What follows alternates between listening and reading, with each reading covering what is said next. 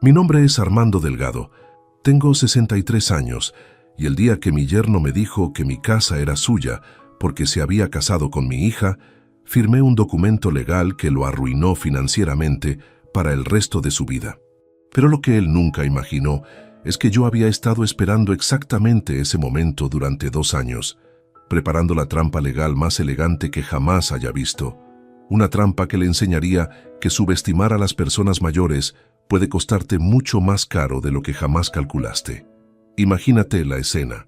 Después de trabajar 40 años como contador público, después de construir con mis propias manos la casa donde había criado a mi hija desde que era bebé, después de recibir a mi yerno en mi hogar como si fuera mi propio hijo, llego una tarde del trabajo y lo encuentro reorganizando los muebles de mi sala como si fuera el dueño.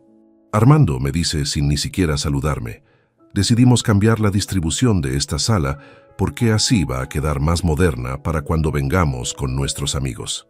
Decidieron, sin preguntarme, en mi propia casa, como si mi opinión fuera irrelevante para las decisiones sobre el lugar donde había vivido durante 25 años.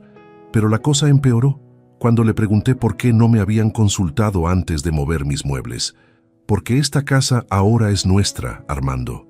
Yo me casé con tu hija, así que lo tuyo es nuestro. Es hora de que entiendas que ya no sos el único que toma decisiones acá. Pero lo que Bruno, mi yerno, no sabía es que yo había estado documentando cada una de sus actitudes de posesión durante meses. Cada comentario sobre mi casa, cada decisión que tomaba sin consultarme, cada vez que actuaba como si fuera copropietario de algo que yo había pagado con el sudor de mi frente. Todo estaba registrado, todo estaba preparando el terreno para el momento exacto en que él confesara públicamente que consideraba mi propiedad como suya. Esa noche, después de que Bruno terminó de explicarme por qué mi casa ahora era de los dos, tomé el teléfono y llamé a mi abogado. Doctor Aguirre, le dije, llegó el momento que habíamos estado esperando. Bruno acaba de reclamar derechos de propiedad sobre mi casa. Es hora de ejecutar el plan que preparamos hace 2 años. Es hora de enseñarle lo que cuesta el abuso de confianza familiar. Al día siguiente, mientras Bruno seguía moviendo muebles y redecorando mi hogar como si fuera suyo, yo estaba en el despacho del doctor Aguirre firmando documentos que cambiarían para siempre el futuro de mi yerno. Documentos que lo convertirían en el protagonista de la lección más cara sobre respeto y límites familiares que alguien haya recibido jamás. Porque lo que Bruno estaba a punto de descubrir es que reclamar la propiedad ajena puede tener consecuencias legales que duran toda la vida. Escucha esta historia hasta el final y dime si conoces a alguien que haya confundido la hospitalidad familiar con derechos de propiedad. Cuéntame también desde qué país me estás escuchando, porque esta lección sobre los límites en las relaciones familiares vale para cualquier lugar del mundo donde existan yernos que se creen dueños de lo que no les pertenece. Para que entiendas por qué las palabras de Bruno me afectaron tanto, tengo que contarte cómo llegué a construir la casa que él consideraba suya y cómo había recibido en mi hogar a un hombre que terminaría considerándose copropietario sin haber invertido ni un peso en ella. Porque la historia de mi casa no es solo la historia de una propiedad, sino la historia de 40 años de trabajo y sacrificio. Compré el terreno donde está mi casa cuando tenía 23 años y acababa de recibirme de contador. Era un lote en las afueras de la ciudad, lejos del centro, rodeado de pastizales y sin servicios básicos. Pero tenía algo que otros terrenos no tenían, un precio que yo podía pagar con mis ahorros de estudiante y un plan de cuotas que cabía en mi sueldo de contador principiante. Durante los primeros 5 años trabajé como empleado en un estudio contable durante el día y como constructor de mi propia casa durante las tardes y los fines de semana. Aprendí albañilería viendo videos y preguntándole a vecinos que sabían del tema. Aprendí plomería probando y equivocándome hasta que las cañerías funcionaron correctamente. Aprendí electricidad con manuales y mucha paciencia. Cuando me casé con Elena, mi casa tenía 2 dormitorios, un baño, una cocina pequeña y una sala de estar básica. No era lujosa, pero era sólida, cómoda y completamente pagada. Elena y yo vivimos ahí nuestros primeros años de matrimonio, planeando las ampliaciones que haríamos cuando llegaran los hijos y cuando nuestros ingresos mejoraran. Cuando nació Daniela, agregué un dormitorio más y un segundo baño. Cuando Elena empezó a trabajar como secretaria y nuestros ingresos se duplicaron, construimos un garaje y ampliamos la cocina. Cuando Daniela entró a la escuela primaria, agregamos un estudio donde yo podía trabajar desde casa con mis propios clientes contables.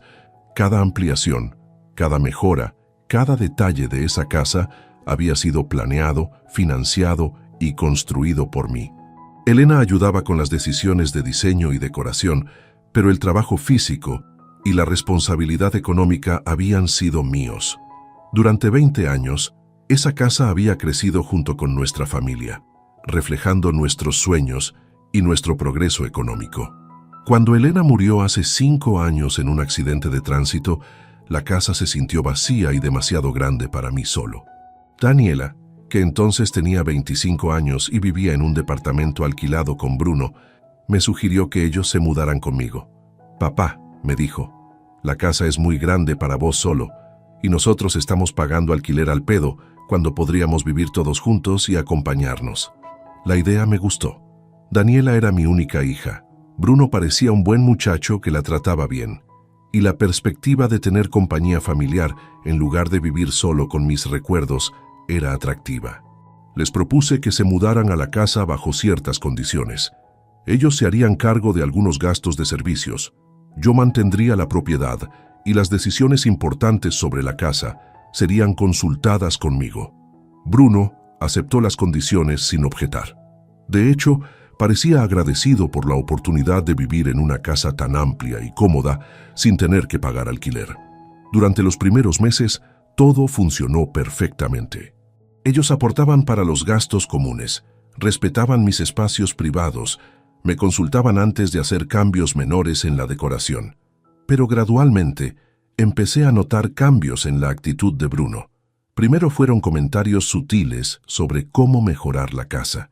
«Armando, esta sala quedaría mejor si cambiamos los muebles de lugar. Armando, deberíamos pintar esa pared de otro color para que se vea más moderna». Al principio los tomé como sugerencias constructivas de alguien que se preocupaba por el bienestar familiar. Después los comentarios se volvieron más directos. «Armando, necesitamos cambiar la decoración de la entrada porque da mala impresión cuando vienen nuestros amigos. Armando, habría que arreglar el jardín porque está muy descuidado para una casa como esta». Como si la opinión de sus amigos fuera más importante que mis preferencias sobre mi propia casa. Pero lo que realmente me alarmó fue cuando empezó a tomar decisiones sin consultarme. Un sábado llegué del supermercado y encontré que había contratado a alguien para podar los árboles del fondo sin preguntarme. Cuando le reclamé, me dijo que era obvio que hacía falta y que no había querido molestarme con detalles menores. Detalles menores en mi propio jardín. La escalada continuó durante meses. Bruno empezó a actuar como si fuera copropietario de la casa, no como invitado que vivía ahí por mi generosidad. Empezó a dar su dirección como si fuera suya, a invitar gente sin avisarme, a hacer planes para cambios estructurales como si tuviera derecho a decidir sobre mi propiedad. Lo más preocupante era que Daniela parecía estar de acuerdo con la actitud de su marido. Cuando yo me quejaba de que Bruno estaba tomando demasiadas libertades, ella me defendía diciendo que él solo quería ayudar, que sus sugerencias eran buenas, que yo era demasiado territorial con una casa donde ahora vivían 3 personas. El punto de inflexión llegó cuando Bruno empezó a hablar abiertamente sobre proyectos a largo plazo para la casa, como si fuera obvio que iba a vivir ahí para siempre. Hablaba de agregar un segundo piso, de remodelar completamente la cocina, de construir una piscina en el jardín, todo sin consultarme, todo como si tuviera derechos automáticos sobre mi propiedad. Fue entonces cuando decidí consultar con el doctor Aguirre, mi abogado de confianza desde hacía años. Le expliqué la situación. Mi yerno estaba actuando como copropietario de mi casa, estaba tomando decisiones sin consultarme, estaba hablando de modificaciones estructurales como si tuviera derechos legales sobre la propiedad. Le pregunté cuáles eran mis opciones legales para proteger mis derechos de propietario.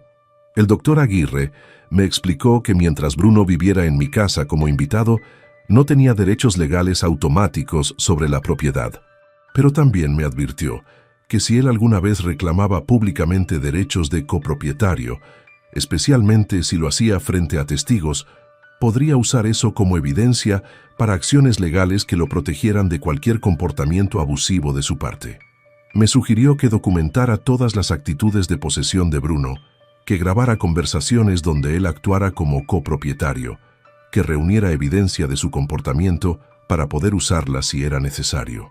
También me sugirió que preparáramos algunos documentos legales que podrían ser útiles si la situación escalaba hasta el punto donde Bruno reclamara abiertamente derechos sobre mi casa.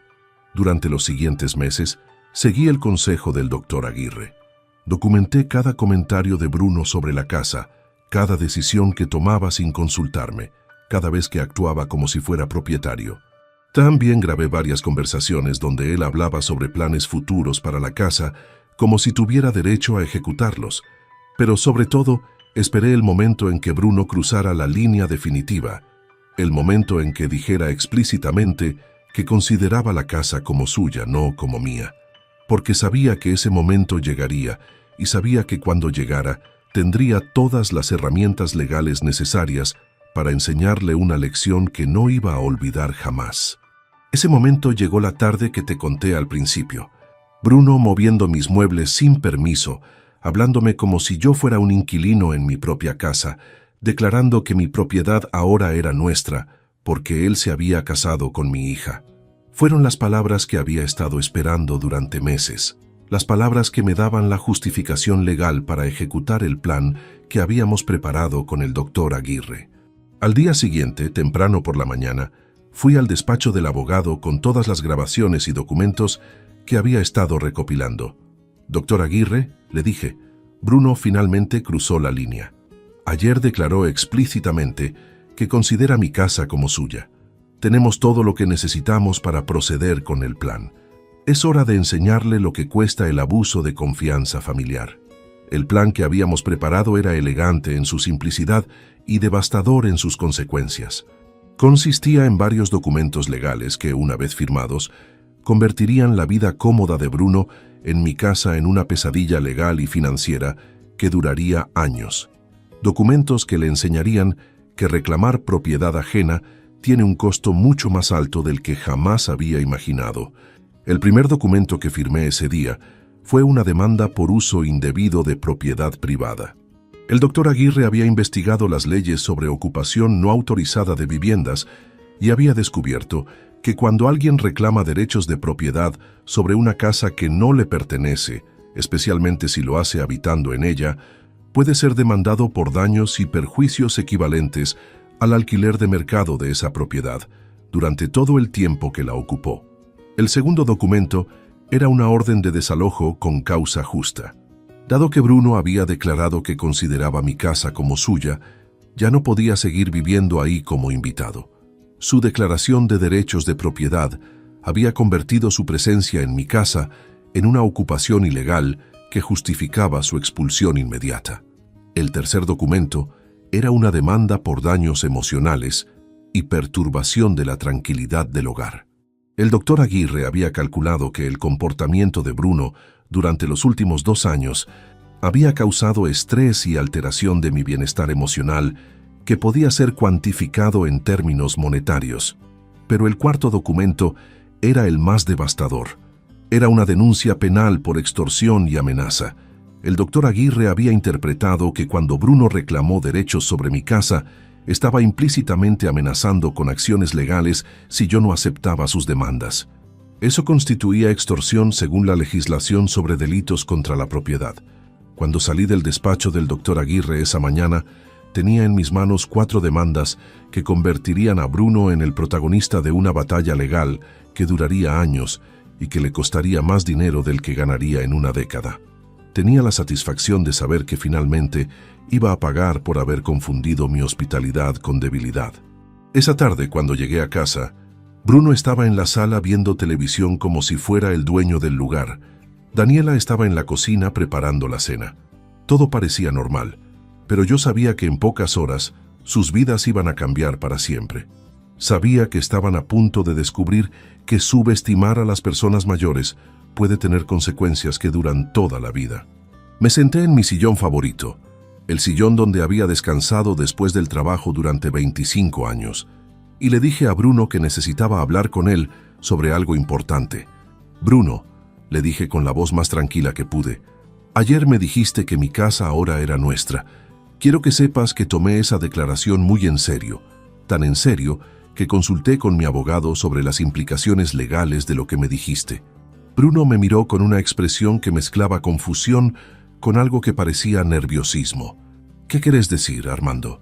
«Quiero decir que cuando alguien reclama derechos de propiedad sobre una casa que no le pertenece, especialmente cuando está viviendo en esa casa por invitación del verdadero propietario, eso puede tener consecuencias legales muy serias y muy costosas».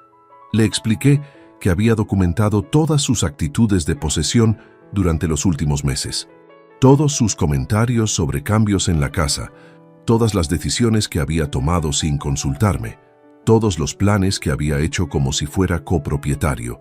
Le expliqué que tenía grabaciones de conversaciones donde él actuaba como si tuviera derechos sobre mi propiedad. Bruno empezó a ponerse pálido. «Armando», me dijo, «yo nunca quise decir que la casa era literalmente mía. Solo quise decir que ahora somos familia y que podemos tomar decisiones juntos. Solo quise decir que me siento como en mi hogar». Pero era demasiado tarde para explicaciones. Sus palabras exactas habían sido grabadas y ya estaban en manos de mi abogado. Le mostré las copias de los documentos que había firmado esa mañana. «Bruno», le dije, «este es tu aviso oficial de que tenés 24 horas para desalojar mi casa. Este es tu aviso oficial de que estás siendo demandado por uso indebido de propiedad privada, por daños emocionales y por extorsión. Y este es el cálculo de lo que me debes por concepto de alquiler atrasado de los últimos 2 años. La cifra del alquiler atrasado era impresionante. El doctor Aguirre había calculado el valor de mercado de mi casa como propiedad de alquiler, había multiplicado esa cifra por 24 meses y había agregado intereses por mora. El total era equivalente a más de 3 años del sueldo de Bruno como empleado administrativo en una empresa de seguros. Bruno se quedó sin palabras durante varios minutos. Después, empezó a balbucear explicaciones sobre malentendidos, sobre expresiones figurativas, sobre intenciones mal interpretadas. Pero yo ya no estaba interesado en sus explicaciones. Sus acciones durante meses habían demostrado claramente que consideraba mi casa como propia, y sus palabras del día anterior habían sido la confirmación final que mi abogado necesitaba. Daniela, que había escuchado toda la conversación desde la cocina, se acercó llorando. «Papá», me dijo, «no podés hacer esto». «Bruno no quiso decir lo que dijiste que dijo. Está todo malentendido. Podemos arreglar esto sin abogados». Pero era demasiado tarde para arreglos familiares. Bruno había cruzado líneas que no se podían descruzar con disculpas. «Daniela», le dije, «durante 2 años, Bruno actuó como si mi casa fuera suya. Durante 2 años tomó decisiones sin consultarme, hizo planes sin incluirme. Se comportó como copropietario de algo que yo construí con mis propias manos. Ayer declaró explícitamente que considera mi casa como suya. Las consecuencias legales de esa declaración no se pueden cancelar con excusas. Esa noche, Bruno y Daniela empacaron sus cosas en silencio. No hubo discusiones, no hubo más intentos de explicación. Bruno había entendido que estaba enfrentando una batalla legal que no podía ganar, una batalla que le costaría más dinero del que tenía, una batalla que afectaría su vida económica durante años. Al día siguiente, cuando el oficial de justicia llegó con la orden de desalojo, la casa ya estaba vacía. Bruno y Daniela se habían mudado a un departamento alquilado, un departamento pequeño y caro que agotaba más de la mitad del sueldo de Bruno. Era el primer pago de una lección que duraría mucho tiempo. Los meses siguientes fueron devastadores para Bruno. Las demandas judiciales avanzaron sin problemas, porque yo tenía toda la evidencia necesaria. Grabaciones, testigos, documentos que probaban su comportamiento de ocupante no autorizado. Su abogado le aconsejó que aceptara un acuerdo extrajudicial, porque las chances de ganar en juicio eran prácticamente nulas. El acuerdo extrajudicial que finalmente firmamos incluía el pago de una suma equivalente a 2 años de alquiler atrasado, más una multa por daños emocionales, más los costos legales de ambas partes. El total era una cifra que Bruno tendría que pagar durante los próximos 10 años, una cifra que condicionaría cada decisión económica de su vida durante una década. Pero las consecuencias no terminaron ahí. La demanda penal por extorsión siguió su curso independientemente del acuerdo civil. Aunque Bruno no fue a la cárcel, quedó con antecedentes penales que afectaron su carrera profesional. Perdió su trabajo en la empresa de seguros cuando sus empleadores se enteraron de los problemas legales y tuvo dificultades para conseguir empleos nuevos debido a su récord judicial. Daniela también sufrió las consecuencias de las decisiones de su marido. La presión económica de los pagos legales afectó su matrimonio, su calidad de vida, sus planes familiares. La relación entre nosotros se volvió tensa y distante. Ella me culpaba por haber sido tan estricto con Bruno, yo la culpaba por haber apoyado el comportamiento abusivo de su marido. Durante el primer año después del desalojo, prácticamente no tuvimos contacto. Daniela me llamaba ocasionalmente para fechas importantes como mi cumpleaños o el Día del Padre, pero las conversaciones eran frías y formales.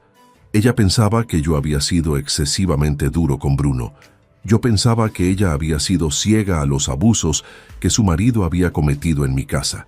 Pero lentamente, a medida que pasaba el tiempo, Daniela empezó a entender mejor lo que había pasado.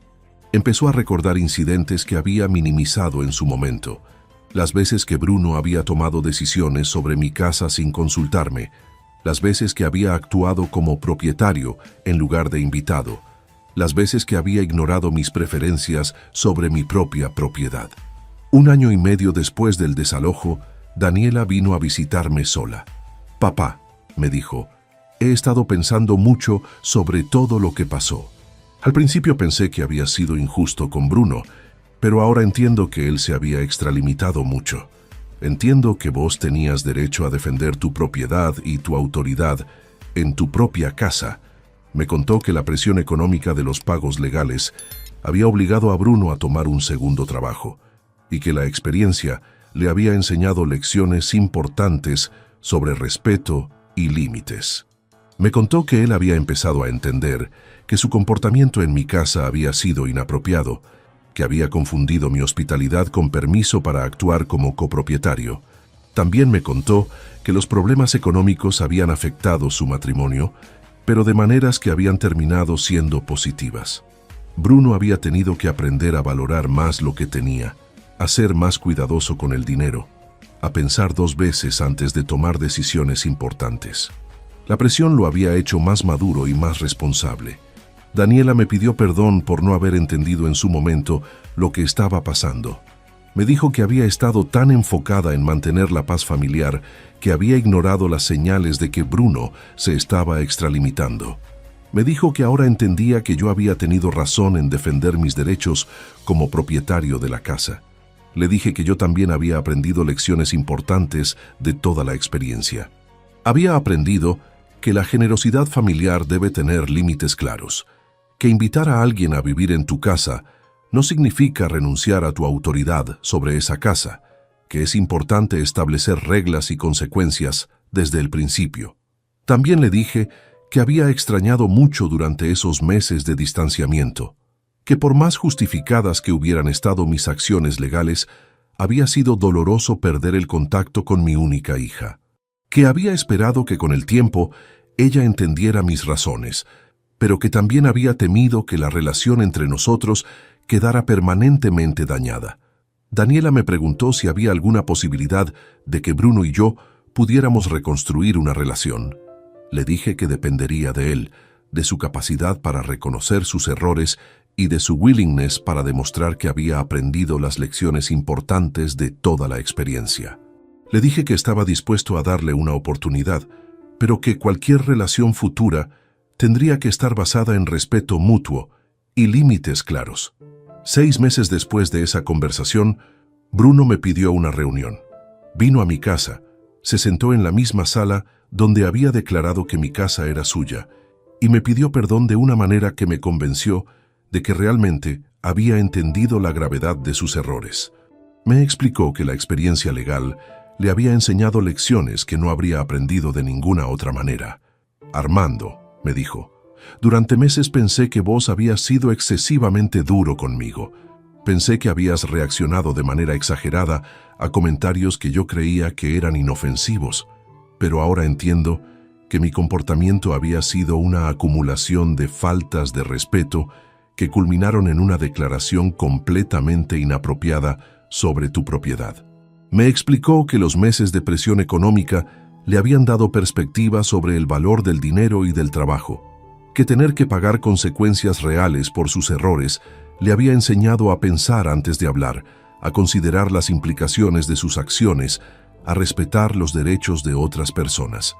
También me explicó que había empezado a entender mejor la perspectiva de las personas mayores en situaciones familiares, que había hablado con otros hombres de su edad que vivían con sus suegros y que había descubierto que muchos de ellos tenían historias similares de malentendidos sobre autoridad y límites en hogares multigeneracionales.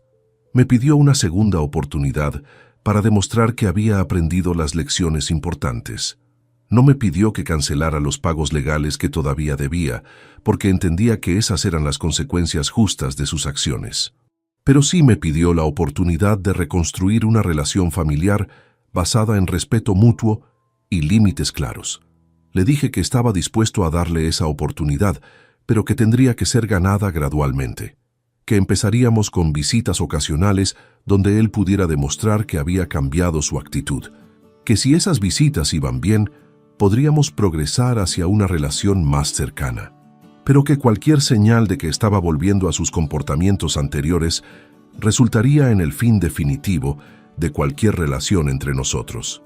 Durante los meses siguientes, Bruno demostró de manera consistente que había cambiado. Sus visitas eran respetuosas, sus comentarios sobre mi casa eran apropiados, sus interacciones conmigo eran las de un yerno que entendía su lugar en la familia. Nunca volvió a hacer sugerencias sobre cambios en mi casa. Nunca volvió a actuar como si tuviera derechos sobre mi propiedad. También demostró que había aprendido lecciones más amplias sobre responsabilidad y respeto. Consiguió un trabajo mejor, mejoró su situación económica, empezó a manejar sus finanzas de manera más madura. La experiencia legal había sido cara, pero había resultado en un crecimiento personal que benefició a toda su familia. Hoy, 3 años después del desalojo, tengo una relación cordial con Bruno. No es la misma relación que teníamos antes de todo el conflicto, porque ambos entendemos que esa relación estaba basada en malentendidos sobre límites y autoridad, pero es una relación más honesta, más madura, basada en respeto mutuo y expectativas claras. Daniela y yo también hemos reconstruido nuestra relación. Ella entiende que mis acciones estuvieron justificadas. Yo entiendo que ella estaba en una posición difícil, tratando de mantener la paz entre su padre y su marido. Ambos hemos aprendido lecciones importantes sobre comunicación familiar y sobre la importancia de establecer límites claros desde el principio. ¿Me arrepiento de haber tomado acciones legales tan drásticas? No. Creo que fueron necesarias para enseñar lecciones que no podrían haberse enseñado de otra manera. Bruno necesitaba entender que sus acciones tenían consecuencias reales, que el respeto no es opcional en las relaciones familiares, que reclamar derechos sobre propiedad ajena puede tener costos devastadores. ¿Habría preferido resolver el conflicto de manera más suave? Quizás, pero no creo que habría sido efectivo. Bruno había demostrado durante meses que no respondía a sugerencias sutiles o conversaciones directas. Había escalado su comportamiento hasta el punto donde declaró explícitamente que consideraba mi casa como suya. En ese punto, solo las consecuencias legales podrían haber cambiado su actitud. La experiencia me enseñó varias lecciones importantes sobre las relaciones familiares. La primera es que la generosidad debe tener límites claros. Invitar a familiares a vivir en tu casa es un gesto hermoso, pero debe venir acompañado de reglas explícitas sobre autoridad, responsabilidades y límites. La segunda lección es que los problemas de respeto y autoridad en hogares multigeneracionales deben ser abordados inmediatamente. Permitir que se acumulen comportamientos inapropiados solo hace que la confrontación final sea más dramática y más dolorosa para todos. La tercera lección es que algunas personas solo aprenden cuando enfrentan consecuencias reales. Bruno había ignorado conversaciones sutiles y advertencias directas. Solo cuando enfrentó la realidad de una batalla legal costosa, entendió la seriedad de sus errores. ¿Qué consejo le daría a otras personas mayores que están enfrentando situaciones similares? Primero, establezcan límites claros desde el principio cuando inviten a familiares a vivir en sus casas. Pongan las reglas por escrito, especifiquen quién tiene autoridad sobre qué decisiones y asegúrense de que todos entiendan que la generosidad no significa renunciar a sus derechos de propietario. Segundo, documenten cualquier comportamiento problemático desde el principio. Mantengan registros de conversaciones importantes, graben interacciones cuando sea necesario y consulten con abogados antes de que las situaciones escalen fuera de control. Tercero, no permitan que el deseo de mantener la paz familiar los lleve a tolerar faltas de respeto. Es mejor confrontar problemas pequeños inmediatamente que permitir que se conviertan en problemas grandes que requieren soluciones drásticas. ¿Qué consejo le daría a yernos y nueras que viven en casas de sus suegros? Primero, recuerden siempre que están viviendo en la propiedad de otra persona por generosidad, no por derecho. Mantengan esa perspectiva en cada decisión que tomen, en cada comentario que hagan sobre la casa, en cada plan que desarrollen para el futuro. Segundo, consulten siempre antes de hacer cambios, incluso cambios menores. El hecho de que vivan en la casa no les da derechos automáticos sobre las decisiones de decoración, remodelación o uso del espacio. Respeten que el propietario tiene la última palabra sobre su propia propiedad. Tercero, contribuyan de manera justa y transparente a los gastos del hogar. No asuman que el propietario debe cubrir todos los costos solo porque es su casa.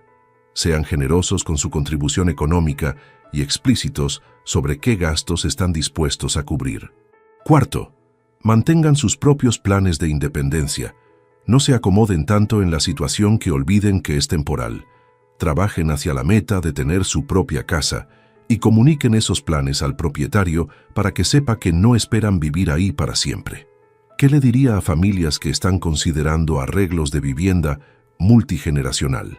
Primero, tengan conversaciones honestas sobre expectativas antes de que nadie se mude. Discutan quién paga qué, quién toma qué decisiones, cuáles son las reglas de convivencia y qué pasa si las cosas no funcionan. Segundo, pongan los acuerdos por escrito. Un contrato familiar informal puede prevenir muchos malentendidos futuros. Especifiquen responsabilidades económicas, autoridad sobre decisiones de la casa, reglas sobre invitados y procedimientos para resolver conflictos. Tercero, establezcan mecanismos para revisar y ajustar los acuerdos. Las circunstancias familiares cambian y los arreglos de vivienda deben poder adaptarse a esos cambios sin crear conflictos mayores. Cuarto, mantengan líneas de comunicación abiertas. Los problemas pequeños deben ser discutidos inmediatamente antes de que se conviertan en resentimientos grandes. La honestidad incómoda es mejor que la paz falsa que lleva a explosiones futuras. ¿Valió la pena todo lo que pasé con Bruno? Sí, porque me enseñó lecciones valiosas sobre límites familiares y me demostró que es posible defender mis derechos sin perder permanentemente a mi familia. También le enseñó a Bruno lecciones que lo convirtieron en mejor persona y mejor miembro de la familia. ¿Recomendaría acciones legales tan drásticas a otros en situaciones similares? Depende de las circunstancias específicas. En mi caso, había documentado meses de comportamiento problemático, había intentado conversaciones directas sin resultados y Bruno había escalado hasta hacer declaraciones explícitas sobre derechos de propiedad. En esas circunstancias, las acciones legales fueron la única opción efectiva, pero cada situación es diferente. Algunas personas responden a conversaciones firmes, otras necesitan intervención de otros familiares, otras requieren amenazas creíbles de consecuencias. La clave es escalar gradualmente, documentar todo y estar preparado para seguir hasta las últimas consecuencias si es necesario. El aspecto más importante de toda la experiencia fue que las consecuencias fueron proporcionales a las acciones. Bruno no fue castigado por malentendidos menores o errores de comunicación. Fue castigado por un patrón sostenido de comportamiento irrespetuoso que culminó en una declaración explícita de derechos sobre propiedad ajena. Las consecuencias coincidieron con la gravedad de sus errores. También fue importante que las consecuencias fueran educativas, no solo punitivas. Bruno no solo pagó un precio económico por sus errores, sino que aprendió lecciones que mejoraron su carácter y sus relaciones familiares. El dolor que experimentó sirvió para convertirlo en mejor persona. 3 años después, puedo decir que mi relación familiar es más fuerte que antes del conflicto. No porque hayamos olvidado lo que pasó, sino porque todos aprendimos lecciones importantes sobre respeto, límites y responsabilidad. Bruno es más maduro, Daniela es más consciente de las dinámicas familiares y yo soy más claro sobre mis expectativas. Mi casa sigue siendo mi refugio y mi orgullo. Cada vez que camino por las habitaciones que construí con mis propias manos, recuerdo no solo el trabajo físico que invertí en ella, sino también el trabajo emocional que invertí en defender mi derecho a vivir en ella con dignidad y respeto. Cuando vienen visitas y admiran la casa, ya no solo piensan en la construcción y la decoración, también piensan en la historia de cómo defendí mi autoridad sobre ella, cómo establecí límites claros, cómo enseñé lecciones importantes sobre respeto familiar. Es una casa que representa no solo mi capacidad como constructor, sino también mi fortaleza como defensor de mis propios derechos. La experiencia también me cambió como persona mayor. Me enseñó que la edad no significa debilidad, que la generosidad no significa rendición, que la familia no es excusa para tolerar faltas de respeto. Me enseñó que tengo más poder del que pensaba, más opciones de las que creía, más fortaleza de la que había demostrado en años. Me siento orgulloso de haber arruinado financieramente a mi yerno. No me siento orgulloso de haber causado dolor a mi familia, pero sí me siento orgulloso de haber defendido mis derechos, de haber enseñado lecciones importantes, de haber demostrado que las acciones tienen consecuencias. Me siento orgulloso de haber convertido una situación abusiva en una oportunidad de crecimiento para todos. El dinero que Bruno me paga cada mes no es venganza, es justicia. Es el reconocimiento económico de que había abusado de mi hospitalidad, de que había actuado como propietario de algo que no le pertenecía, de que había necesitado consecuencias reales para aprender respeto. Cada pago también es un recordatorio para él de las lecciones que aprendió, un recordatorio de que el respeto no es opcional en las relaciones familiares, de que la generosidad de otros debe ser valorada y protegida, de que las palabras tienen consecuencias que pueden durar años. Pero también es un recordatorio para mí de que tengo la fortaleza para defender mis derechos cuando es necesario, de que no tengo que tolerar abusos solo por mantener la paz familiar, de que la edad me ha dado sabiduría y experiencia que puedo usar para protegerme de personas que quieren aprovecharse de mí. Hoy, cuando me siento en mi sala reorganizada según mis preferencias, en mi casa decorada según mis gustos, en mi propiedad administrada según mis decisiones, me siento satisfecho. No solo por el resultado final, sino por el proceso que me llevó hasta acá, por las decisiones valientes que tomé, por los límites firmes que establecí, por las lecciones importantes que enseñé. ¿Fue doloroso pasar por meses de conflicto familiar? Sí. ¿Fue costoso contratar abogados y seguir procesos legales? Sí. ¿Fue estresante enfrentar la posibilidad de perder la relación con mi hija? Absolutamente. Pero todo ese dolor, costo y estrés valieron la pena por el resultado que obtuve. Una familia que me respeta, una casa que es verdaderamente mía y la satisfacción de haber defendido mi dignidad. La lección más importante que aprendí es que las personas mayores no tienen que aceptar abusos solo porque son familiares. No tenemos que tolerar faltas de respeto solo por mantener la paz. No tenemos que renunciar a nuestros derechos solo porque otros los reclaman. Tenemos el poder de defendernos y tenemos la obligación de usar ese poder cuando es necesario. También aprendí que la familia verdadera se fortalece con límites claros, no se debilita. Una relación basada en respeto mutuo es más sólida que una relación basada en tolerancia de abusos. El conflicto que atravesamos fue doloroso, pero resultó en relaciones más honestas y más maduras. ¿Qué esperanza tengo para el futuro de mi relación familiar? Espero que las lecciones que todos aprendimos sean permanentes. Espero que Bruno nunca olvide lo que cuesta la falta de respeto. Espero que Daniela siempre recuerde la importancia de apoyar la justicia, incluso cuando es incómoda, y espero seguir siendo un ejemplo de que las personas mayores pueden y deben defender sus derechos. También espero que cuando llegue el momento de transferir mi casa a la próxima generación, sea una transferencia basada en amor y respeto, no en reclamos y abusos. Espero que cuando finalmente decida dejar mi propiedad en herencia, sea recibida con gratitud y responsabilidad, no con la actitud de derecho que casi destruyó mi familia. Mi casa representa más que ladrillos y cemento. Representa 40 años de trabajo, 25 años de vida familiar y 3 años de defender mi derecho a vivir en ella con dignidad. Es un símbolo de mi capacidad para construir, para proteger y para enseñar lecciones importantes sobre respeto y responsabilidad. Cuando las personas me preguntan si me arrepiento de haber sido tan duro con Bruno, les cuento toda la historia.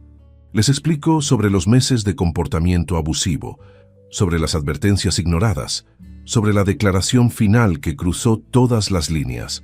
Les explico que las consecuencias fueron proporcionales a las acciones, que la educación requirió dolor, que la familia se fortaleció con límites claros. La mayoría entiende que mis acciones estuvieron justificadas. Algunos piensan que fui demasiado extremo, pero todos reconocen que logré mi objetivo: enseñar respeto, establecer límites y mantener mi autoridad sobre mi propia propiedad. Y todos reconocen que Bruno es mejor persona ahora que antes del conflicto.